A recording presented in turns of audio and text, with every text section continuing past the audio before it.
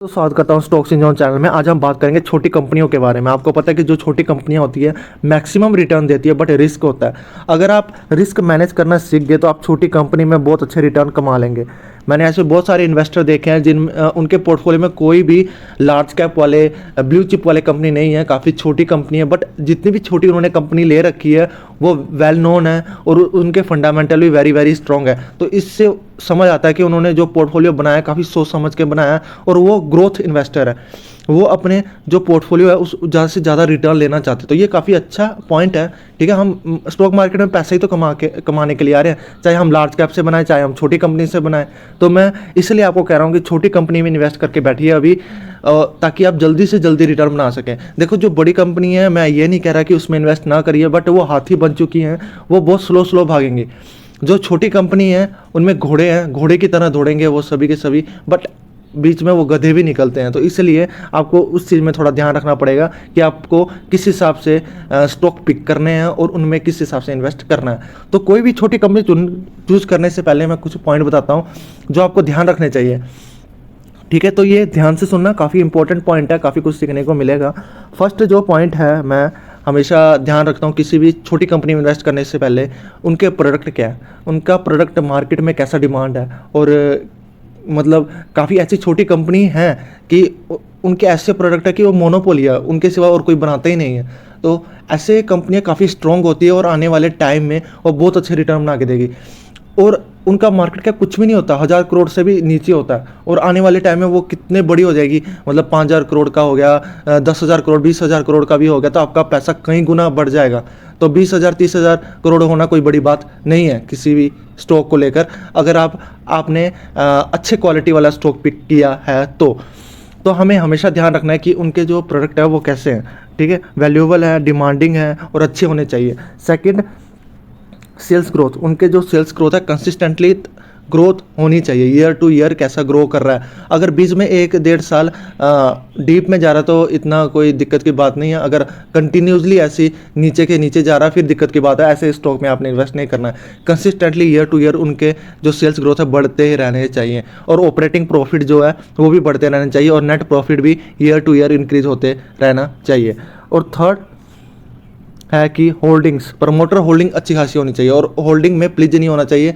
मतलब उन्होंने अपने जो होल्डिंग्स है वो मतलब किराए में चढ़ा दिए, मतलब आप समझ रहे हो, डेप्ट चढ़ा दिए, और जो उनकी होल्डिंग है वो मतलब किसी ने ले रखी है, तो ऐसी होल्डिंग नहीं होनी चाहिए। 75% मतलब जितनी लिख रखी है उतने की उतनी होल्डिंग होनी चाहिए। 2-3% प्लीज़ दे रखा तो कोई दिक्कत की बात नहीं है, बट ज़्यादा होल्डिंग इन्होंने प्लीज़ दे रखी है तो वो दिक्कत की बात है। तो 50-60% ऊपर होल्डिंग होनी चाहिए प्रमोटर की। एफआई की, मतलब एफआई और डीआई वाले जब छोटी कंपनी होती है इतना इंटरेस्ट नहीं दिखाते हैं, बट एफआई और डीआई वाले बीच में होल्डिंग है तो अच्छी बात है। तो फोर्थ पॉइंट है हमारा, उन्होंने कोई कर्जा ना लेके रखा हो। ऊपर से छोटी कंपनी उन्होंने कर्जा हाई लेके रखा है तो वो काफ़ी दिक्कत दे सकता है आपको, क्या पता आगे जाके कंपनी ना बंद हो जाए। ठीक है, छोटी कंपनी कुछ भी हो सकता है, तो कर्जा फ्री हो। ठीक है, इतना कर्जा उन्होंने ना लेके रखा हो, तो ये आपने देखना है। और कुछ उनमें मतलब केस ना चला हो, ठीक है, तो आप ब्राउज़र में जाके देख सकते हो। कंपनी के आगे केस लिख दोगे तो उनकी सारी डिटेल, मतलब कब केस लगा था ये वगैरह वगैरह आ जाता है। तो आपने अच्छी तरीके से ये चीज़ें सारी देख लेनी है। ठीक है, उनके वेबसाइट में जाके देखनी है, कंपनी के वेबसाइट में। तो मैं आज कुछ ऐसी छोटी कंपनी बताने जा रहा हूँ जो आपको अभी इस टाइम पर इन्वेस्ट करके रखना चाहिए, और आने वाले समय में आपको बहुत अच्छे वो रिटर्न प्रोवाइड कर सकता है, तो अपने पोर्टफोलियो में ऐड करके रखिए। तो आगे इसके बाद एक और पॉइंट मैं बताना चाहता था कि अभी मंडे को मार्केट कैसा रहेगा। आज तो संडे है, कल मंडे को कैसा रहेगा। 2000 के नोट बंद हो चुके हैं 30 सितंबर तक, उसके बाद ख़त्म हो जाएंगे, तो इससे मार्केट में कितना इम्पैक्ट पड़ेगा। इससे मेरे हिसाब से इतना ज़्यादा इम्पैक्ट नहीं पड़ना चाहिए, ना ही पड़ेगा तो मुझे नहीं लगता कि इतना पड़ेगा। ज़्यादा से ज़्यादा यूएसए का रिसेशन है उसका इम्पैक्ट पड़ सकता है। ठीक है, उसमें रिसेशन आ गया है यूएसए में, उसका इम्पैक्ट हमारे इंडियन मार्केट में पड़ सकता है। मुझे नहीं लगता कि 2000 के नोट बंद होने से कुछ ज़्यादा इम्पैक्ट पड़ेगा। अगर पड़ भी जाता है, देखो कोई भी 100% श्योरिटी के साथ कोई भी चीज़ नहीं बोल सकता मार्केट में। ठीक है, नहीं तो ऐसे श्योरिटी के साथ कोई भी बोल देता तो वो तो अरबपति करोड़पति बन जाता। तो ऐसा कोई भी 100% श्योरिटी के साथ कोई नहीं बोल सकता कि कल मार्केट में क्या होगा। अगर गिरावट होती तो कोई दिक्कत नहीं है, आप अच्छे कंपनीज है उनमें इन्वेस्ट करके बैठिए। ठीक है, एट एंड हमें पता है इंडियन जो मार्केट है बूम में है। ठीक है, अभी हम डेवलपमिंग में जा रहे हैं, तो अच्छे खासे आपके रिटर्न्स बनने की गारंटीड है। मतलब अच्छे खासे रिटर्न बन सकते हैं इंडिया में। इंडियन मार्केट काफ़ी अच्छे बूम में जा रहा है, तो आपको इंडियन मार्केट इन्वेस्ट करना चाहिए और छोटी कंपनी में हाई ग्रोथ वाले स्टॉक आपको चूज करके बैठ जाना है, ठीक है। और याशो इंडस्ट्रीज़, इस पर मैंने पहले भी बहुत सारी वीडियो बना रखी है।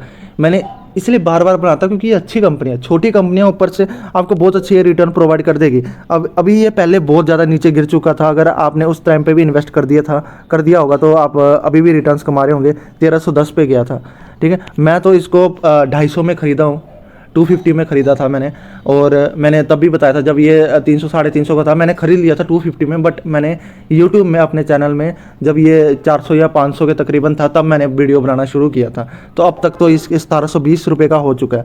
ये अगर और भी गिरता है, अभी पीक में है, अभी मत खरीदिए, मैं कहता हूँ अगर ये गिरता है और 1349 तकरीबन जाता है तो आप उस टाइम पर खरीद सकते हो। आप इसका मार्केट कैप देख पा रहे हो, 1096 करोड़ का मार्केट कैप है सिर्फ और सिर्फ।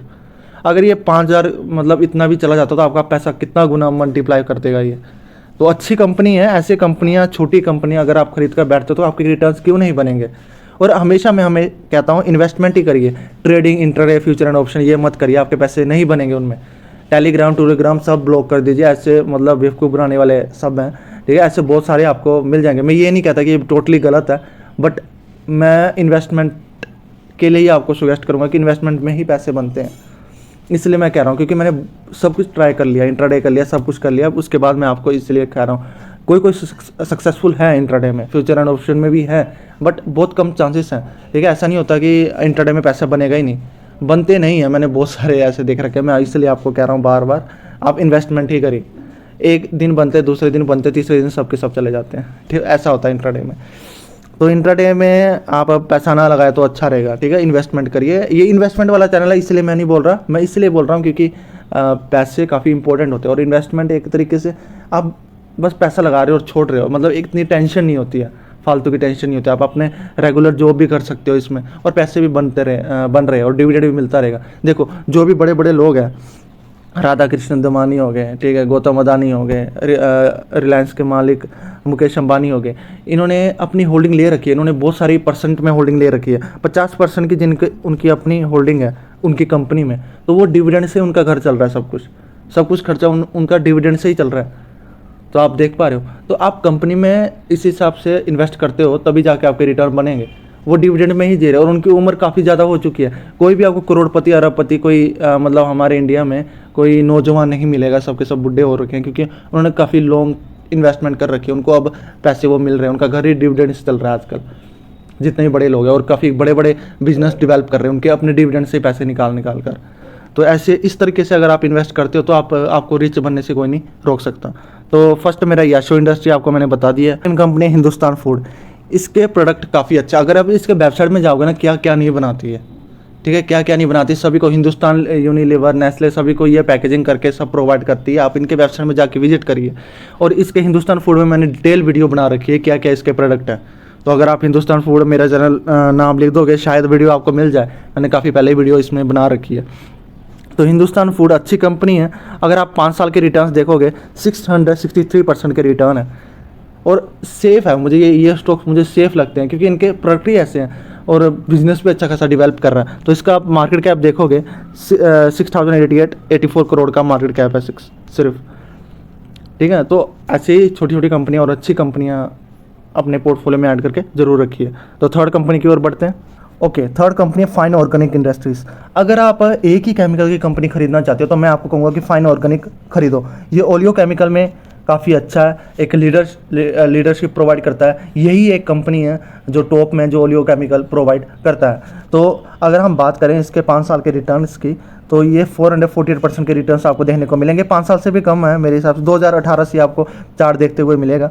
अभी इसका जो मार्केट कैप है 13,060 करोड़ का मार्केट कैप हो चुका है। ये 20,000 से ऊपर चला गया था, अभी गिरावट में है। इस टाइम पर अगर आपके पास एक भी स्टॉक नहीं है, काफ़ी अच्छे वैल्यू प्राइस में मिल रहा है। दोस्तों, अगर आपके पास अभी भी एक भी स्टॉक नहीं है ना, तो आप इस टाइम पर ये स्टॉक ज़रूर खरीद सकते हो, और लॉन्ग टर्म के लिए होल्ड करके रख लो, आप अच्छे खासे रिटर्न बना लोगे। साथ में ये डिविडेंड आपको 0.20% का डिविडेंड अच्छा खासा दे देता है। तो ये आपको स्प्लिट भी दे देगा। अगर इसका फेस वैल्यू 10 तक होगा, मुझे अभी अंदाज़ा नहीं है कि इसकी फेस वैल्यू 10 है, मेरे हिसाब से 10 हो सकती है। तो अभी तो ये काफ़ी छोटी कंपनी है, आने वाले टाइम में आपको बोनस डिविडेंड सब कुछ दे सकता है और रिटर्न्स भी अच्छा आपको ये प्रोवाइड कर सकता है। तो ये मुझे काफ़ी पसंद लगती है फाइन ऑर्गेनिक इंडस्ट्री, इसकी तरफ जरूर ध्यान दें। ओके, नेक्स्ट कंपनी है एचएलई ग्लासकोट। जितने भी केमिकल कंपनी सभी को ये इक्विपमेंट प्रोवाइड करता है। केमिकल बनाने के लिए इक्विपमेंट तो लगती है ना, कोई स्टोर करने के लिए कुछ ना कुछ इक्विपमेंट लगती है। तो एचएलई ग्लासकोट ये अच्छी कंपनी, ये सभी को प्रोवाइड करता है। अगर हम इसके मार्केट कैप की बात करें 4023 करोड़ का मार्केट कैप है सिर्फ, तो थोड़ा सा बढ़ जाता है आपका पैसा कहीं गुना हो जाएगा। इतने सारे मैं छोटी कंपनियाँ अच्छे बता रहा हूँ, इनमें से एक भी चल पड़ा, मुझे लगता है ये एक नहीं, जितने मैं स्टॉक बता रहा हूँ ना सभी के सभी चलेंगे। ये मैं दावे से बोल सकता हूँ, सभी के सभी स्टॉक चलेंगे। अगर हम मैक्स टू मैक्स मतलब रख लेते हैं, एक दो नहीं चले तभी भी एक दो स्टॉक ना इनके, ये जो मैं बता रहा हूँ ये कहीं गुना बढ़ जाएंगे, मल्टीपल से मल्टीपल हो सकते हैं। बहुत ज़्यादा पैसा आपको ये बनाकर दे सकते हैं। और मुझे लगता है कि जितने भी मैं स्टॉक बता रहा हूँ सभी के सभी चलेंगे। ऐसा नहीं है कि आपको कोई भी मतलब रिटर्न्स नहीं बना के देगा, बट आपको पेशेंस रखना पड़ेगा। ऐसा होता है कि कोई स्टॉक धीरे धीरे चल रहे होते हैं, कोई स्टॉक बिल्कुल नीचे गिर जाता है फिर उसके बाद चलता है, तो आपको उस चीज़ में थोड़ा पेशेंस रखना पड़ेगा। अगर स्टॉक मार्केट में आप पेशेंस रखते हो तो रिटर्न्स बन जाएंगे, ठीक है। तो ये बात आपको हमेशा ध्यान में रखना चाहिए। तो नेक्स्ट कंपनी है लक्ष्मी ऑर्गेनिक इंडस्ट्रीज़। अभी ये काफ़ी गिरावट में है, इसका जो हाई गया था ये तकरीबन 542 गया था और अब ये आपको 249 देखने को मिल रहा है। अभी इसका मार्केट कैप 6.60 थाउजेंड करोड़ का है। तो ये केमिकल कंपनी है, इसमें भी आपके बहुत सा अच्छे रिटर्न्स बन जाएंगे। और आईटी सेक्टर में अगर आप छोटी कंपनी को खरीदना चाहते हो, मतलब रिस्क फ्री एक तरीके से अच्छी कंपनी है हैप्पीएस्ट माइंड। अगर इसका मार्केट कैप देखोगे 12,052 करोड़ का मार्केट कैप है सिर्फ। अगर आप इसमें गिरावट देखोगे आप तो अच्छी खासी गिरावट है इस टाइम पर। फाइन ऑर्गेनिक अच्छी खासी गिरावट में देखने को मिल रहा है, हैप्पीएस्ट माइंड देखने को मिल रहा है। ये छोटी कंपनी है, अभी इस टाइम पर इन्वेस्ट नहीं करोगे तो कब करोगे। एचएलई ग्लासकोट भी गिरावट में देखने को मिल रहा है, तो इनमें आप इन्वेस्ट करके बैठिए, आप बहुत अच्छे रिटर्न्स बना लोगे। तो दोस्तों आज के लिए इतना ही। और भी मैं ऐसी कंपनियां लेकर आता रहता हूं, तो आप सब्सक्राइब करके रखें।